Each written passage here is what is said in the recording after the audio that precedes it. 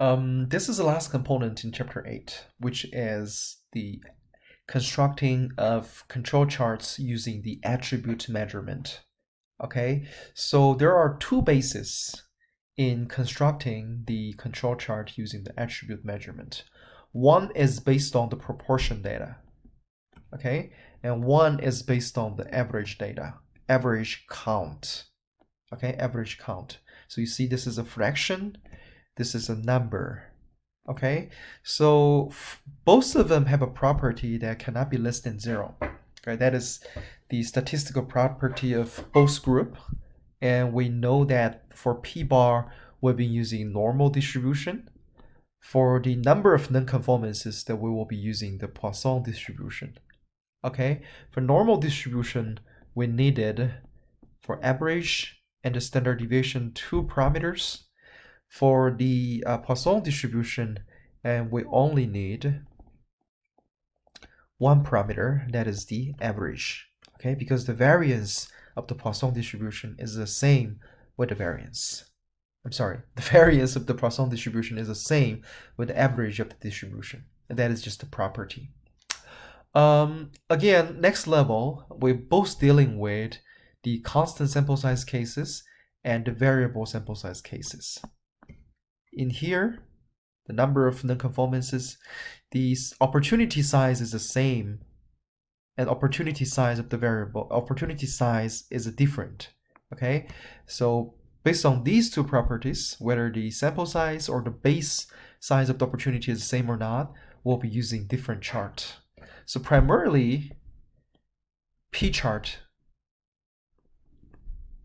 will be governed most of these things. Again, NP chart is one variation of the P chart. And here, we're mostly using the C chart. U chart is considered as a variation of the C chart. Okay, that is the overview.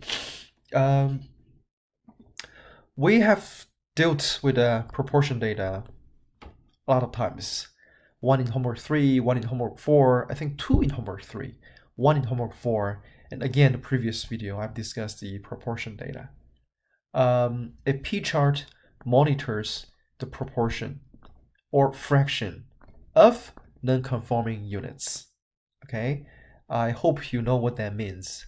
When you're assuming that, right? When you're assuming that your manufacturing processes generating 10% of defects, you based on 10% construct your control limit, and when a observation give you too high of a proportion and you stop the line and doing the inspection. That is the general idea of the p-chart. The size of each sample should be large enough to have several non-conforming units. So therefore, what this is saying is that we'd like to see some variations from sample to sample. If the defect rate is very low and you are only using like 10 sample size, right? If you're using only 10 sample size, sometimes at maximum you only get 1 defects out of each sample group. Okay, a lot of times you'll be getting zero defects. A lot of times you're getting 1 defects. There will be not a lot of a huge difference from sample to sample. That will make determination very difficult. Therefore, we'd like to use large enough sample to see, to guarantee there are some differences from each sample.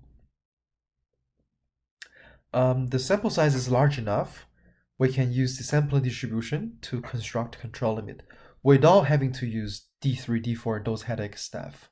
Okay, you can just basically use this guy right here, Z. Okay, you can just basically utilize this formula to construct the control limit. That easy. Of course, we're not using 1.96 here, we're using 3 here instead. Okay, why it's 3? Please refer to the previous video if you haven't done so. Okay, if you're always trying to do a shortcut, this course is very dangerous for you. Okay, if you don't understand why this is 1.96, why this context it has to be 3, please go back and watch the previous video. P-chart. Simple. Constructing p-chart using the initial k number of samples, each with a sample size of n. So each sample has the same number of sample size. Okay, all the sample will share a common standard error as p bar. Because why? As long as your sample size is the same and your standard error is the same, right? So how do you come up with the center line? The center line is basically follow this formula.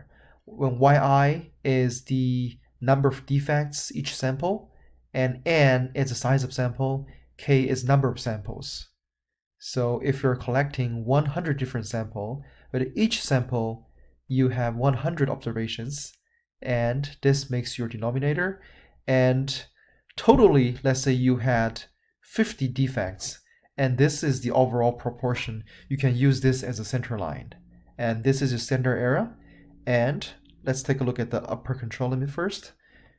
Okay, just like what I said, it's p bar plus 3 standard error, right? And the lower control limit, don't be scared.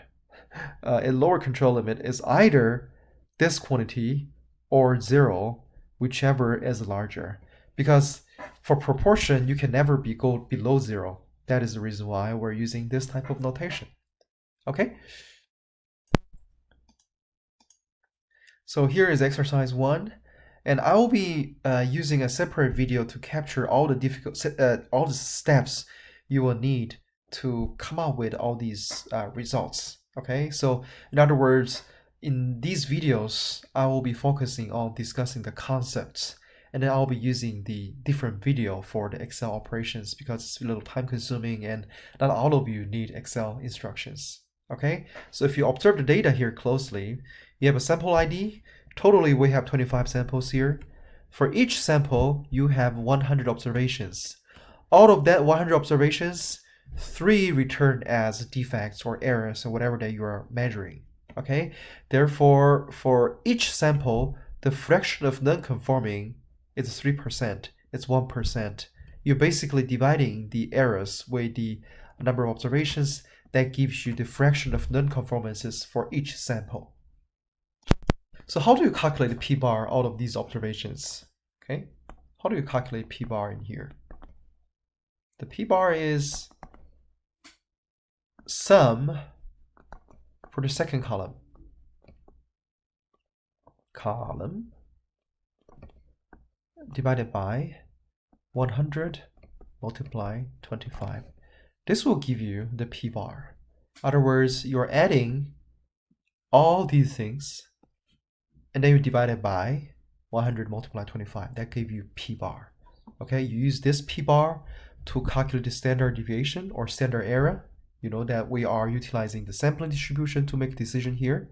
So as you can see, the standard deviation here is all the same, right? All the same because it's using this number as a base to calculate standard error. And then therefore, the control limit is constant. Okay, in the same position throughout the time.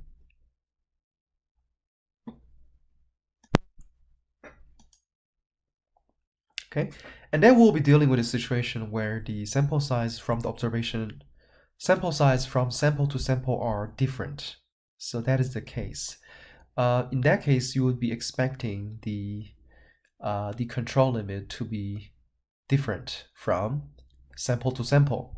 Okay, that wasn't the case here. The control limit for each sample was the same span. But if your sample size is different, you'll be seeing the control limit like this. For each sample, your control limit is different. So obviously, when sample size is different, right? K number of samples, each with a sample size ni. Okay, we needed this index to indicate that each sample has different sample size. And each sample will use its own standard error, right? The control limit is different. And alternative approach is that you can use the average sample size. Okay, but let me first complete discussion on this case.